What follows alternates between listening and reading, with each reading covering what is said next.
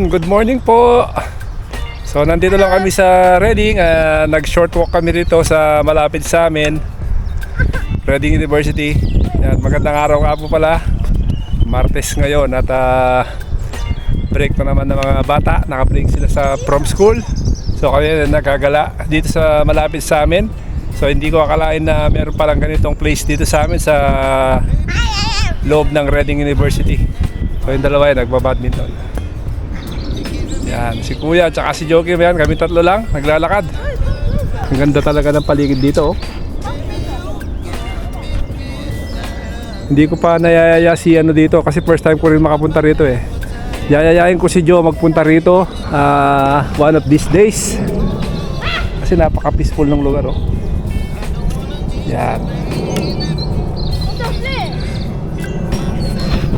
So yan, kumusta po kayo? Bago nga pala ang lahat ay kung nanonood man si John, yung pisang ko, condolence, rest in peace kay Auntie Agnes.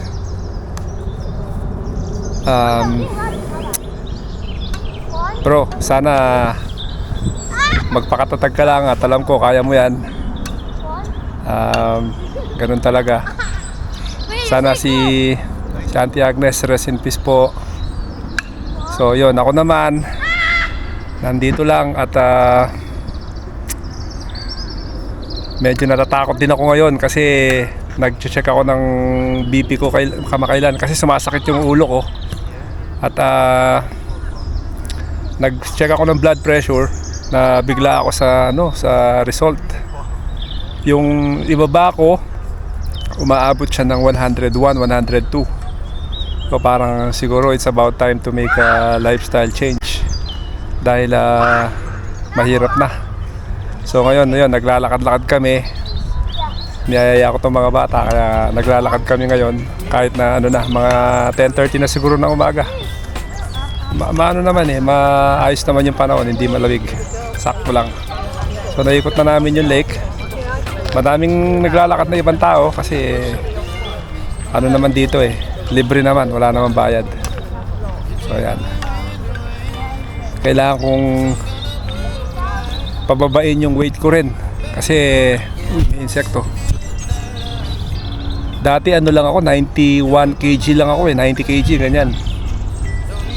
Although nung dumating ako dito sa UK, nasa 103 kg ako. So medyo malaki ako nun. Kasi syempre yung lifestyle natin nun, nagtitinda tayo sa palengke. Kain lang tayo ng kain ng mga pagkain sa karinderya. So hindi natin nakokontrol.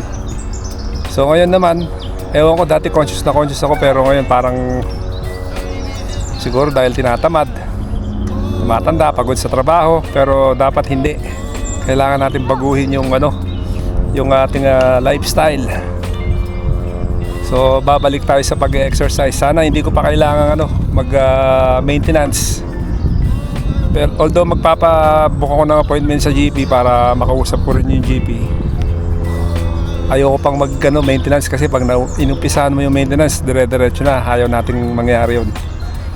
Pero yun nga, kung kailangan, syempre mas nakakatakot naman kung hindi tayo magme-maintenance, di ba? Nagtatrabaho pa naman ako sa renal, sa dialysis. So yun, kailangan ingat, doble ingat.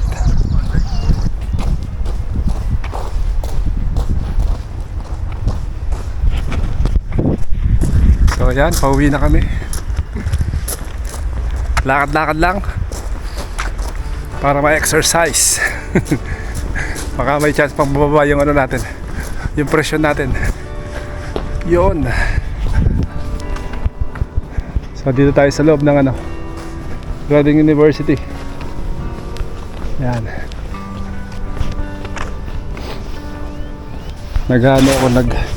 Nagnanavigate ako kasi maliligaw ka dito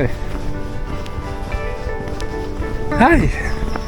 Tumawag na yung doktor. Lang daw, monitor daw muna ng 7 days. Mag BBP ako ng umaga at saka gabi. Tapos i-record natin, i-send natin sa kanila. Pag hindi pa rin bumaba ng after 7 days, medication na tayo. Naku po! I don't want to start blood pressure medication, to be honest. Kasi alam ko yung mga mangyayari. So, dito na tayo sa ano. Palabas na tayo ng Reading University. Yan.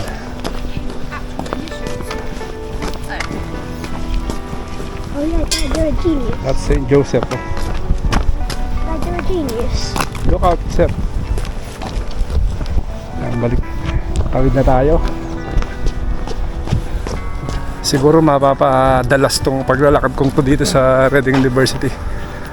Instead na pupunta ako sa mga parks dito, ayan, mas malapit sa amin to kasi sa likod lang namin to eh. So yun lang ang sa amin, no? Dun. So yun lang yung aming ano, street. Ayan, yan tinutumbok na yan. Kaya lang dahil may bakod, hindi tayo pwedeng dire-diretso. Hey, We're nearly home. I can get my water. very thirsty na si Joe. Okay ba, Joakim? Yeah. Alright. Kailangan natin ano, i-discipline yung sarili natin. Yan.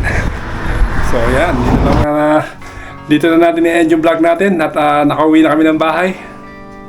So yun, hopefully makapag-ano tayo ulit, makapagpa-condition tayo ulit. Wala na kasi tayong basketball eh. Kailangan nating makabalik. Sana wag tayong magano pa, BP tablet or medication. Ayoko pa mag-maintenance. Kailangan kong baguhin talaga yung ano ko, yung lifestyle ko sa ngayon. Hindi natin pwedeng puro trabaho lang at saka puro kain lang. Maraming salamat po sa panonood. Sa uulitin.